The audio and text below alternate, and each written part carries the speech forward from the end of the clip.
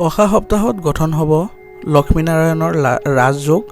June মাহৰ দ্বিতীয় সপ্তাহত বুধ আৰু শুক্ৰ মিথুন ৰাশিলৈ স্থানান্তৰিত হ'ব, যাৰ কাৰণে লক্ষ্মীনাৰায়ণৰ ৰাজযোগৰ সৃষ্টি হৈছে। বৃষ আৰু মিথুন ৰাশিকে ধৰি 5টা ৰাশিৰ লোকে ৰাজযোগৰ প্ৰভাৱত ভাগ্যৱান হ'বলৈ গৈ আছে। এই ৰাশিৰ থলুৱা লোকসকলৰ আয় বৃদ্ধিৰ লগতে সম্পত্তি লাভ কৰাৰ সম্ভাৱনা আছে। নতুন সপ্তাহৰ 5টা ভাগ্যৱান ৰাশিৰ বিষয়ে জানো আহক। প্ৰথম ৰাশিটো হৈছে বৃষ ৰাশি। জুন মাহৰ দ্বিতীয় সপ্তাহটো বৃষ ৰাশিৰ স্থানীয় লোকৰ বাবে অতি ভাল হ'ব। এই সময়লৈকে আপোনাৰ সোণালী সময়ছোৱা আৰম্ভ হ'বলৈ গৈ আছে। আপোনাৰ কেৰিয়াৰত বৃদ্ধি আৰু সফলতাৰ সম্ভাৱনা থাকিব। এই সপ্তাহত আপোনাৰ কেৰিয়াৰৰ এক নতুন অধ্যায় লিখিব। নতুন সপ্তাহত আপুনি আপোনাৰ কেৰিয়াৰত ইমানবোৰ ভাল সুযোগ লাভ কৰিবলৈ ওলাইছে, যিবোৰ আপুনি হয়তো ভবাই নাছিল। বিনিয়োগৰ ক্ষেত্ৰতো এই সপ্তাহটো আপোনাৰ বাবে উপকাৰী হ'ব। যদি আপুনি দীৰ্ঘম্যাদী কোনো কাৰ্য কৰিব বুলি ভাবিছিলে, তেন্তে যিকোনো বিনিয়োগ কৰিব পাৰে আৰু লগতে এই সপ্তাহত এইবোৰ বিনিয়োগৰ বাবে ভাল ফলাফলো আহিব। এই সপ্তাহত কৰা বিনিয়োগে আপোনাক ডাঙৰ লাভ কঢ়িয়াই আনিব আৰু লগতে পাৰিবাৰিক বিষয়তো এই সময় আপোনাৰ বাবে ভাল হ'ব। দ্বিতীয় ৰাশিটো হৈছে মিথুন ৰাশি। মিথুন ৰাশিৰ স্থানীয় লোকৰ বাবে জুন মাহৰ দ্বিতীয় সপ্তাহটো আপোনাৰ বাবে অতি শুভ আৰু সফল বুলি প্ৰমাণিত হ'ব। এই সপ্তাহত আপোনাৰ স্বাস্থ্যৰ বহু উন্নতিও দেখা গৈছে। এই সপ্তাহটো আৰ্থিক বিষয়তো আপোনাৰ বাবে লাভজনক বুলি ক'ব পাৰি। পৰিয়ালৰ সৈতে আপোনাৰ সম্পৰ্ক আগতকৈ মধুৰ হ'ব।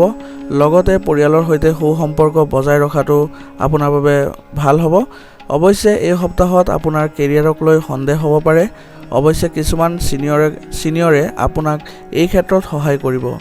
এই সপ্তাহত যদি আপুনি এই যুগৰ সহায় লৈ মনটোক কেন্দ্ৰীভূত কৰে, তেন্তে আপোনাৰ মনটো ভাল হ'ব।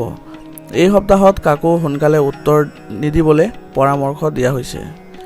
তৃতীয় ৰাশিটো হৈছে কৰ্কট ৰাশি। কৰ্কট ৰাশিৰ জাতকে এই সপ্তাহত সমাজৰ বহু প্ৰভাৱশালী ব্যক্তিক লগ পোৱাৰ বাবে অতিৰিক্ত প্ৰচেষ্টা চলাব লাগিব। এই সপ্তাহত আপোনাৰ যোগাযোগৰ দক্ষতা আপোনাৰ বাবে অতি উপযোগী হ'ব। আপোনাৰ আৰ্থিক অৱস্থা এই সপ্তাহত আগৰ তুলনাত বহুত ভাল হোৱা যেন দেখা গৈছে, যিয়ে আপোনাৰ মনটোক সন্তুষ্ট কৰিব। এই সপ্তাহত বিভিন্ন যোগাযোগৰ পৰা আপোনাৰ ওচৰলৈ টকা আহিব। এই সপ্তাহত বিভিন্ন যোগাযোগৰ পৰা আপোনাৰ ওচৰলৈ টকা অহাৰ লগে লগে এই সপ্তাহত আপোনাৰ ভাগ্যৰ আপোনাৰ পক্ষত গৈ আছে। আপোনাৰ ভাগ্যই আপোনাক সহায় কৰিব। গতিকে আপোনাৰ ভাগ্যৰ সুবিধা লওক আৰু আপোনাৰ ধন সঞ্চয় কৰিবলৈ চেষ্টা কৰক।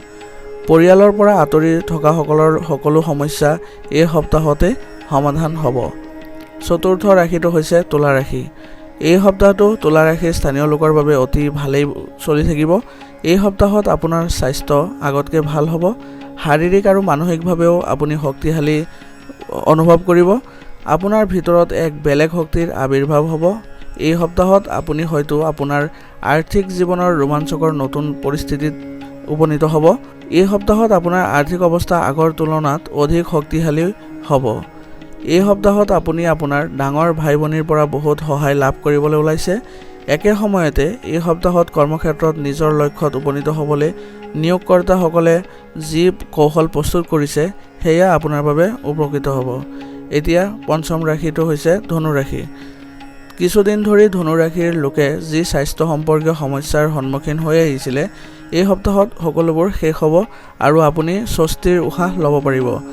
এই সপ্তাহত আপুনি আপোনাৰ সকলো সমস্যাৰ পৰা মুক্তি লাভ কৰিব। বন্ধু বান্ধৱীৰ সৈতে আনন্দ কৰি ভাল সময় পাৰ কৰিব। জুন মাহৰ দ্বিতীয় সপ্তাহটো ব্যৱসায়ীসকলৰ বাবে লাভজনক হ'বলৈ গৈ আছে। এই সপ্তাহত আপুনি দুগুণ লাভ পাব। সমাজৰ লগতে পৰিয়ালতো আপুনি যথাযথ সন্মান লাভ কৰিব।